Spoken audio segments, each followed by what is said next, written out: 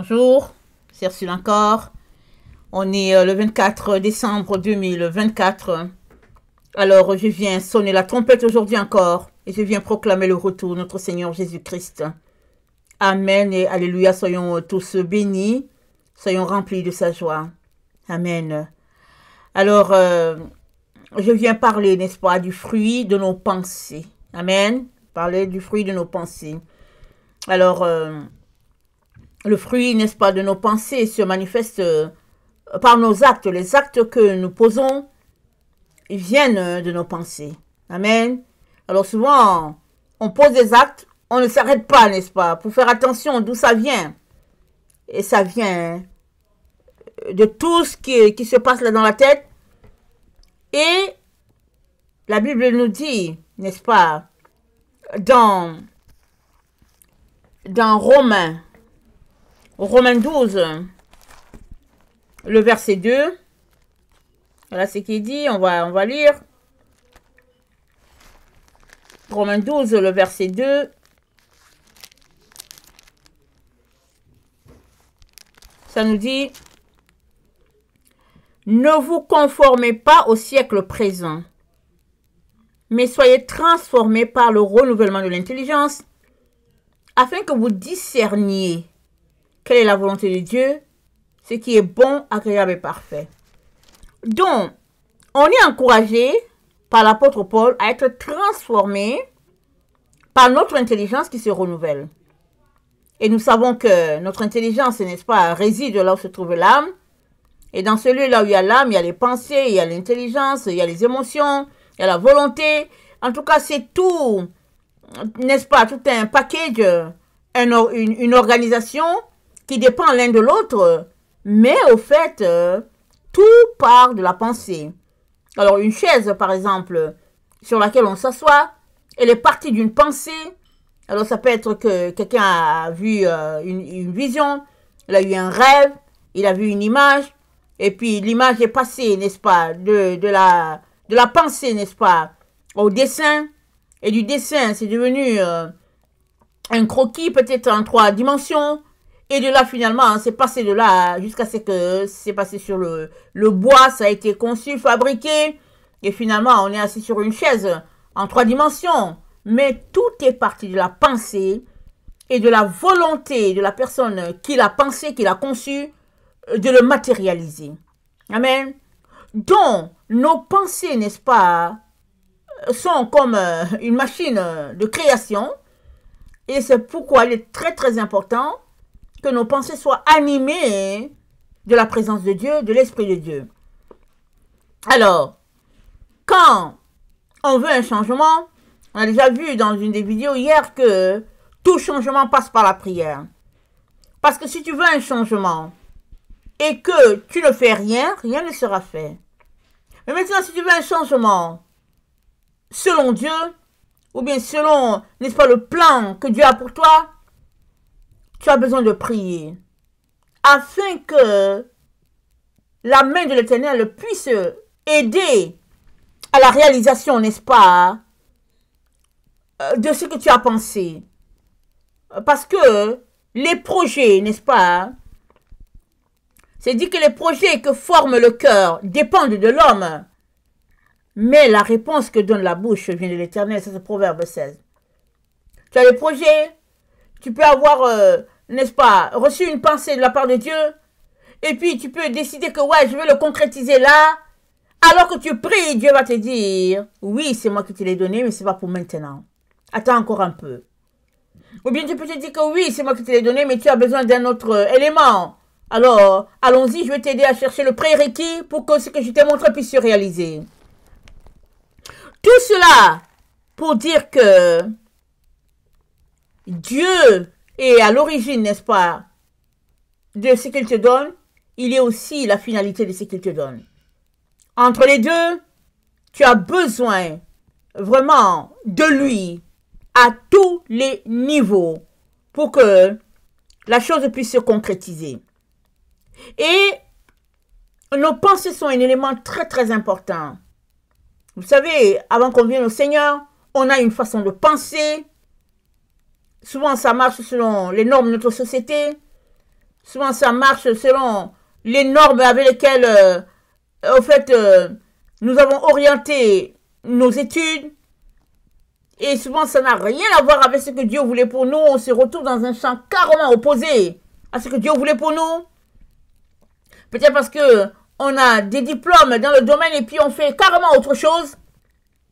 Mais aujourd'hui, je viens nous intéresser à connecter nos pensées aux pensées de l'Éternel.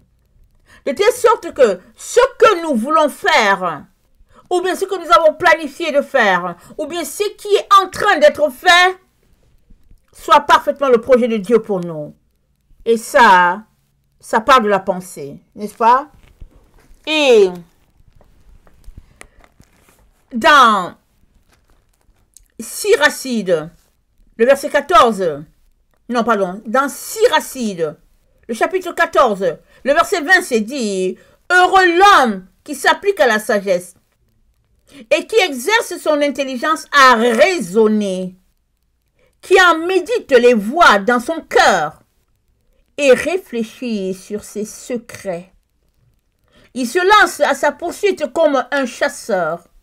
Il se tient aux aguets sur son passage. Il regarde par sa fenêtre. Il écoute à la porte. Il campe près de sa maison. Il fixe le piquet de sa tente dans ses murs. Il dresse sa tente auprès d'elle. Il campe au séjour du bonheur. Il place ses enfants sous son abri. Sous ses rameaux, il demeure. Il est abrité par elle de la chaleur. Il campe dans sa gloire. Amen. Heureux l'homme, n'est-ce pas, qui s'applique à la sagesse. Alors, s'appliquer à la sagesse, c'est orienter tes pensées à la pensée de Dieu, n'est-ce pas? Parce que nous sommes informés par notre Dieu que la sagesse est la première des œuvres de Dieu.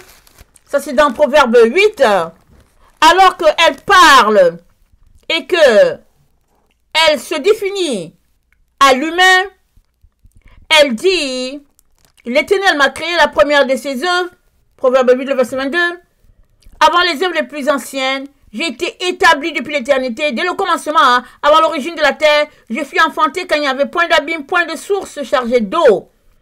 Et puis elle continue en disant, au verset 34, nous sommes dans Proverbe 8, heureux l'homme qui m'écoute, qui veille chaque jour à mes portes, qui en garde les poteaux, car celui qui me trouve va trouver la vie, il obtient la faveur de l'Éternel. Mais celui qui pêche contre moi nuit à son âme. Tous ceux qui me haïssent aiment la mort.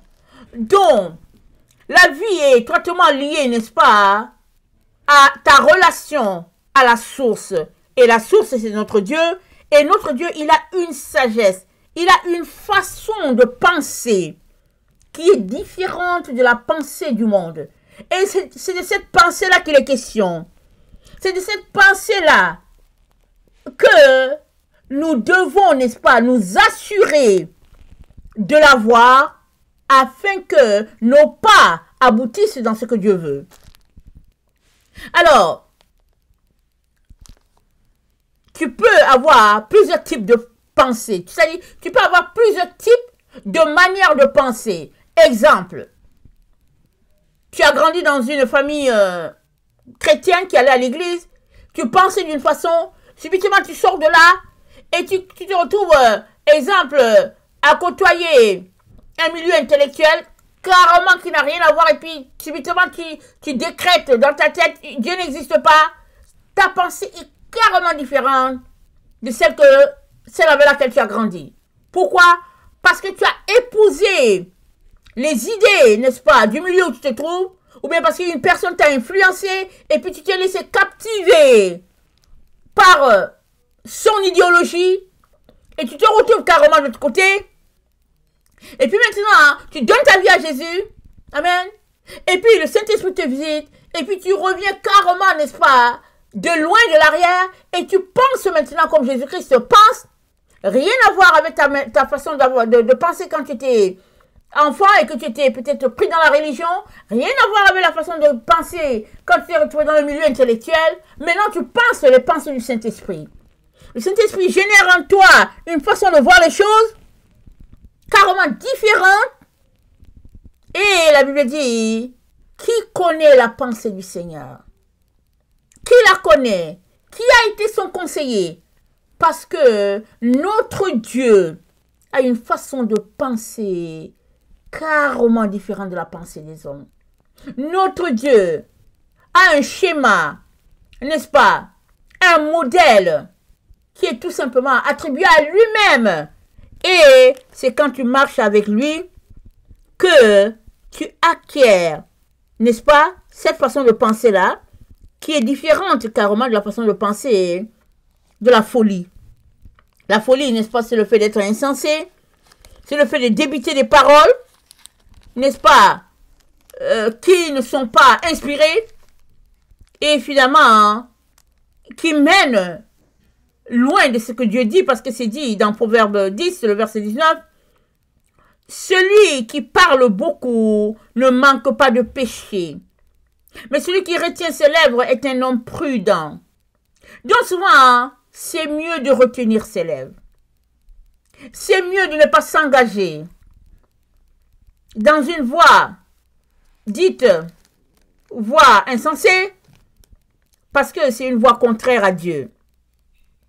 Alors, si on prenait l'exemple de quelqu'un qui se confie à ses richesses, il pense, n'est-ce pas, en premier à ses richesses. Ses idées sont alignées dans une direction contraire à celle de Dieu. Proverbe 11, par exemple, nous dit, « Celui qui se confie dans ses richesses tombera, mais les justes verdiront comme le feuillage. » Donc, quand tu lis quelque chose comme ça, tu devrais te dire, « Ok, toutes mes pensées, toute ma vie, c'est sur comment je fais avancer mon argent à tel endroit, je n'ai pas de temps pour Dieu, je ne prie même pas, et puis bon voilà, Seigneur, pardonne-moi et aide-moi, n'est-ce pas, dans un regain, n'est-ce pas, de relation avec toi, de changer la façon dont je pense pour te mettre en priorité, afin que ma vie soit carrément alignée sur la tienne. » Donc, ce qui découle de notre vie, c'est le départ.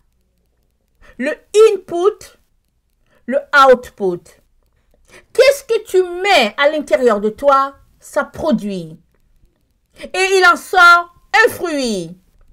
Et ce fruit, n'est-ce pas, va refléter ta source.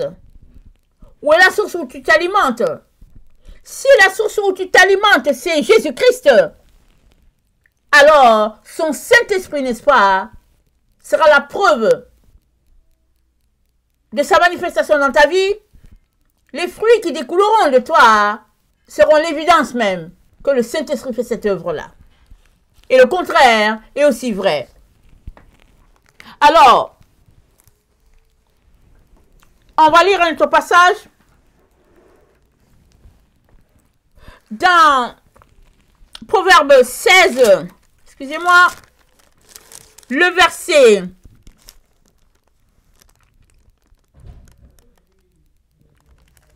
30 dit, « Celui qui ferme les yeux pour se livrer à des pensées perverses, celui qui se mord les lèvres a déjà consommé le mal. » Amen. Si tu fermes les yeux et que tes pensées sont perverses, tu as déjà consommé le mal. Et Jésus-Christ a dit, marchant sur cette terre, il a dit, celui qui convoite une femme dans son cœur a déjà commis l'adultère.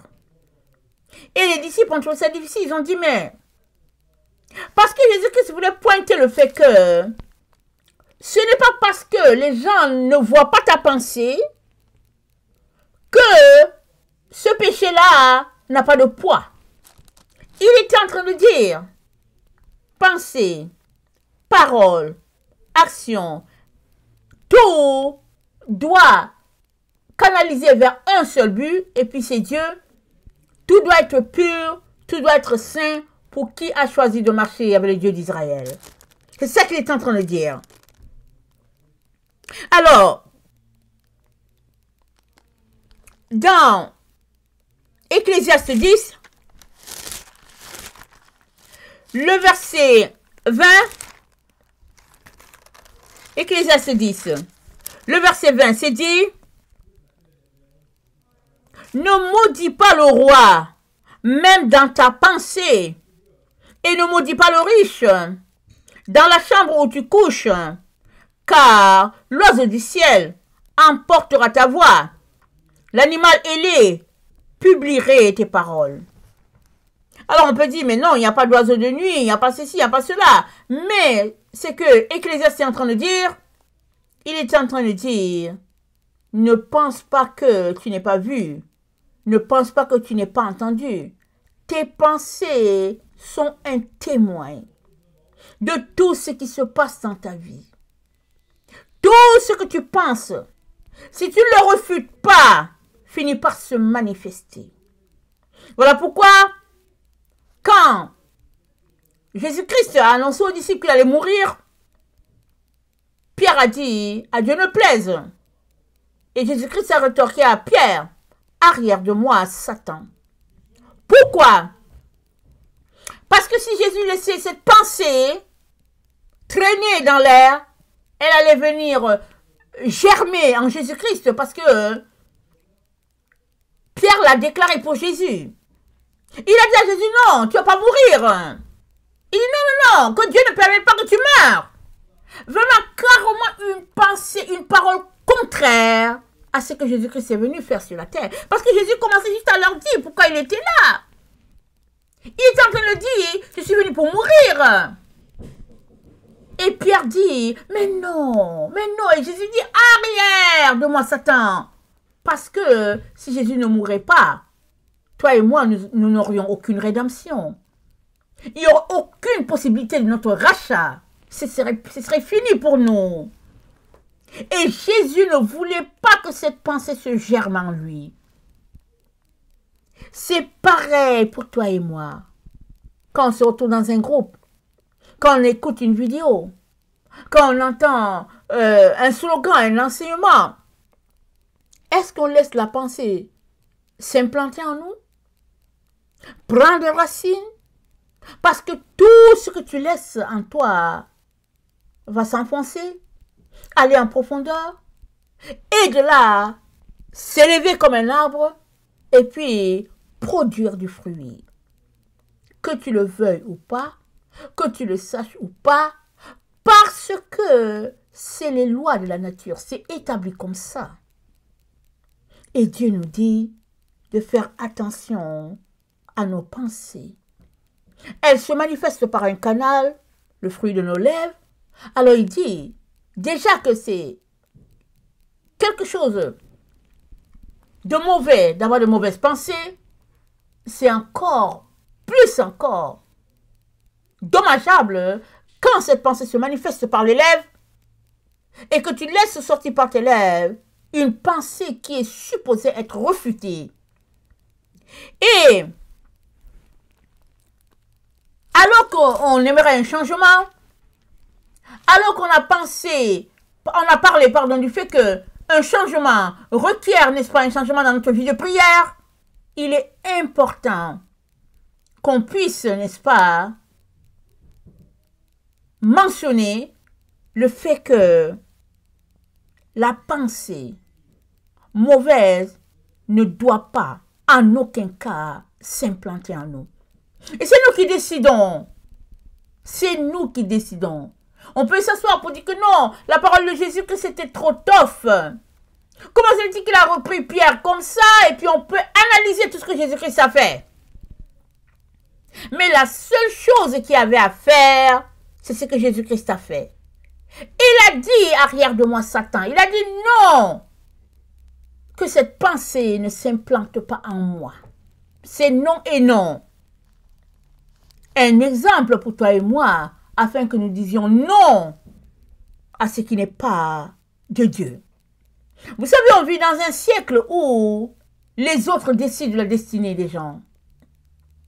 Les disciples ont dit à Jésus-Christ, mais quand est-ce que ça va arriver ce jour-là? Ou vraiment tu vas revenir et puis bon, quand est-ce que ces choses vont se passer? Jésus a dit, pourvu que vous ne soyez pas séduits. On va regarder rapidement. Matthieu 24, le verset 4. Alors, Matthieu 24, le verset 4, alors que Jésus-Christ est avec ses disciples, puis qu'ils sont en train de parler des événements de la fin, c'est dit, Jésus s'assit sur la montagne des Oliviers, et les disciples vinrent en particulier lui faire cette question. Dis-nous, quand cela arrivera-t-il? Et quel sera le signe de ton avènement et de la fin du monde? Jésus leur répondit, prenez garde que personne ne vous séduise. Car plusieurs viendront sous mon nom, disant, c'est moi qui suis le Christ, et ils séduiront beaucoup de gens. Alors quand Jésus-Christ dit que les gens viendront en son nom, il y a cet élément que une personne X vient, il dit, oui, je m'appelle Jésus. Il y a cet aspect-là. Mais il y a aussi l'autre aspect qu'une personne X vienne, disant, je suis serviteur de Dieu, et en voyant, n'est-ce pas, une doctrine qui n'a rien à voir, mais qui détourne plusieurs. Il y a aussi cette manière de faire de notre temps, où on a une religion axée sur l'intellectualisme, et on aimerait que, coûte que coûte, pardon, excusez le mot, on aimerait que coûte, n'est-ce pas, la chrétienté puisse tourner autour de cette chrétienté intellectuelle-là. Donc on bâtit tout autour de cette chrétienté conçue par les humains. Mais Dieu nous dit de prendre garde afin d'éviter toute séduction, c'est-à-dire tout mauvais chemin.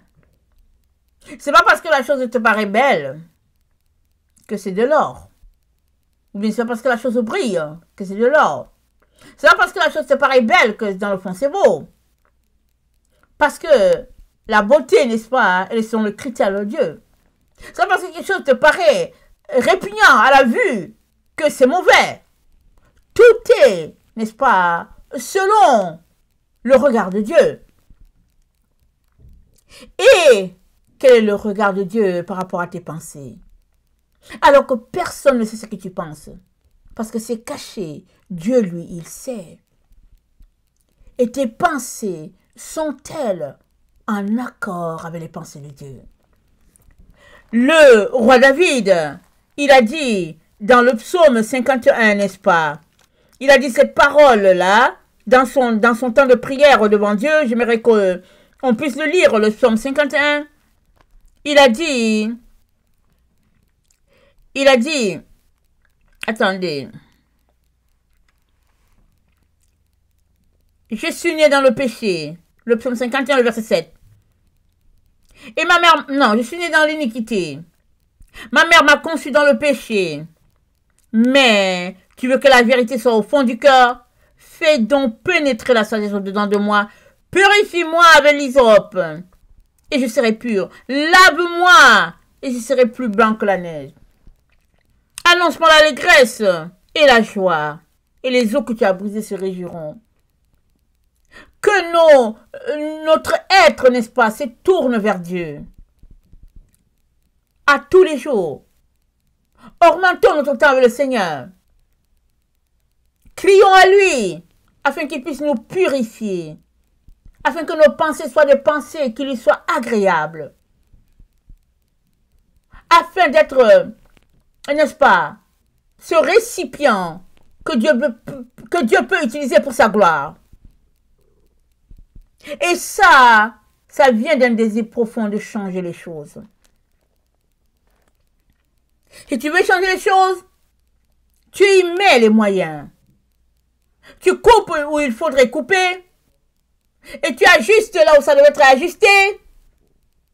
Et si, dans ton parcours, n'est-ce pas, de changer les choses, tu trouves que Dieu devrait avoir 1 heure de plus, 2 heures de plus, alors mets-y les moyens. Ne traîne pas.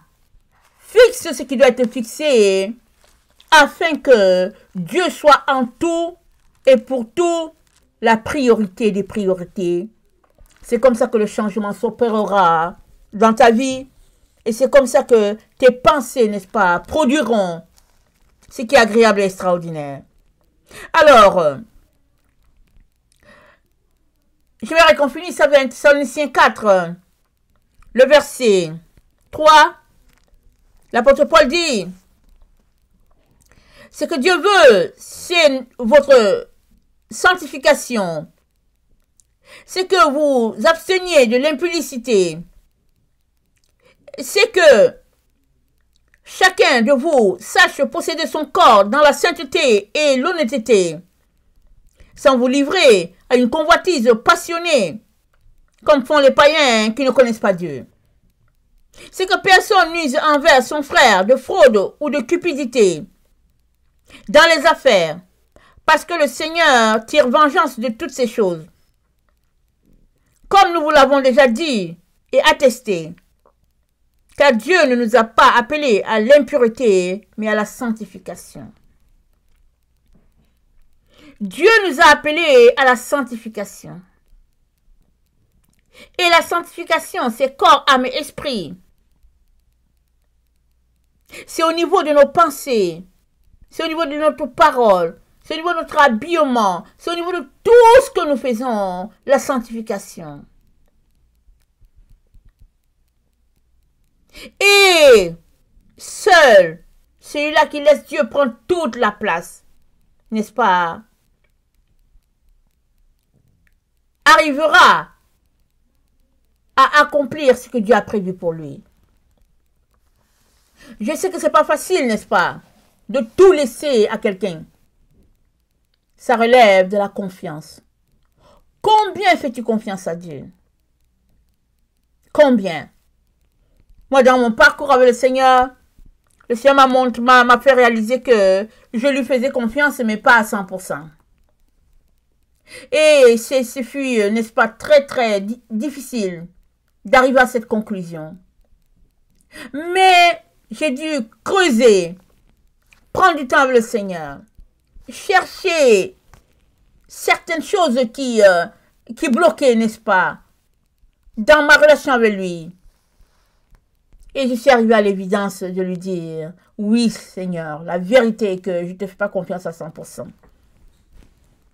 J'ai toujours l'impression qu'il faut que je contrôle une certaine donnée. Parce que j'ai l'impression que si je te laisse ce dossier-là, tu vas l'amener dans une autre direction que je ne veux pas. Seigneur, je vais te donner 90% et moi j'ai 10%. Ou bien Seigneur, je vais te donner 95% et puis moi je garde le 5% pour avoir la main dessus. Ça, c'est la conclusion à laquelle je suis arrivée concernant ma vie.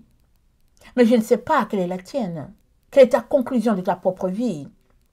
Jusqu'où vas-tu, n'est-ce pas, dans ta relation avec le Seigneur pour ce qui est de la confiance? Parce que Dieu a besoin de ton 100% pour pouvoir faire une œuvre totale et complète en toi. Il ne peut pas le faire s'il n'a pas ton 100%. Quelle délivrance quand on arrive à cette compréhension de sa propre vie. Ce jour-là, j'ai été délivrée. Quand j'ai réalisé que non, je ne faisais pas confiance à Jésus à 100%, j'ai réalisé que c'était une délivrance. Et j'ai beaucoup pleuré de lui laisser le 100%. J'ai pleuré, j'ai dit Jésus, je ne veux pas te laisser le 100% parce que toi, si je te laisse le 100%, tu vas envoyer ça ailleurs dans une autre direction. Mais Jésus nous aime tellement. On ne le connaît pas. On a nos pensées erronées sur lui. Alors on veut toujours contrôler, on veut avoir la main quand même quelque part pour gérer quelque chose. Mais ce que le Seigneur veut, c'est notre sanctification. Il veut notre 100% pour pouvoir nous aider parce qu'il ne veut que nous aider. Il est tellement amour, il est tellement bonté. Si on peut seulement saisir cela et le laisser aller jusqu'au bout. Jamais Dieu ne fera de toi un paria. Le monde peut faire de toi un paria, une paria. Les gens ne veulent pas te voir, ils ne veulent pas te toucher, ils ne veulent pas s'approcher parce que tu es, n'est-ce pas, intoxiqué. Tu es quelqu'un, n'est-ce pas, un rejet. Alors, non, ils ne veulent pas parce que voilà, tu es dégoûtant, etc. On peut mettre toutes sortes d'histoires là-dessus. mais tu ne seras jamais un paria devant Dieu. Jésus est mort pour toi. Et tout ce qu'il veut, c'est que tu lui donnes le 100%. Et de ce 100%, il y aura une transformation qui va émaner de lui. Et cette transformation fera de toi un être libéré à tout jamais. N'est-ce pas? Des pressions de ce monde, des pressions des êtres humains, et puis de tous les vices qui s'y rattachent, afin de faire de toi un homme à la gloire de Dieu, une femme à la gloire de Dieu, complètement délivrée. Et c'est ça que Dieu veut pour toi, pour ce début d'année 2025. Viens donc tout lui donner, n'est-ce pas? Donne-lui tout. Donne tout à ton Dieu. Fais-lui confiance. Et si tu manques de confiance, c'est comme moi, j'ai manqué de confiance en lui, dis-le lui. Dis-lui, Jésus, en tout cas, moi, je ne te fais pas confiance à 100%. Dis-lui, parle-lui. Il te donnera la grâce, n'est-ce pas, d'avoir ce 100% de confiance en lui. Parce que lui, il ne veut que t'aimer. Il ne veut que t'aider. Il ne veut que te délivrer, n'est-ce pas, de tout ce qui est tordu. Et faire de toi un homme, une femme à la gloire de Dieu. Que le Seigneur bénisse sa parole. Je vous souhaite un heureux Noël, n'est-ce pas, 2024. Et en prévision de 2025 pour la bonne année, je vous souhaite une année riche dans le Seigneur sur tous les plans. Et surtout, je prie que vous choisissez de partir d'un bon pied en laissant les pensées qui sont les vôtres et en épousant les pensées de Jésus-Christ pour un nouveau départ et un bon départ. Que le Seigneur bénisse sa parole. Amen. Joyeuses années, n'est-ce pas, 2025. Et puis, bonne et heureuse année 2024. Et soyez richement bénis au nom puissant de Jésus. Amen et alléluia.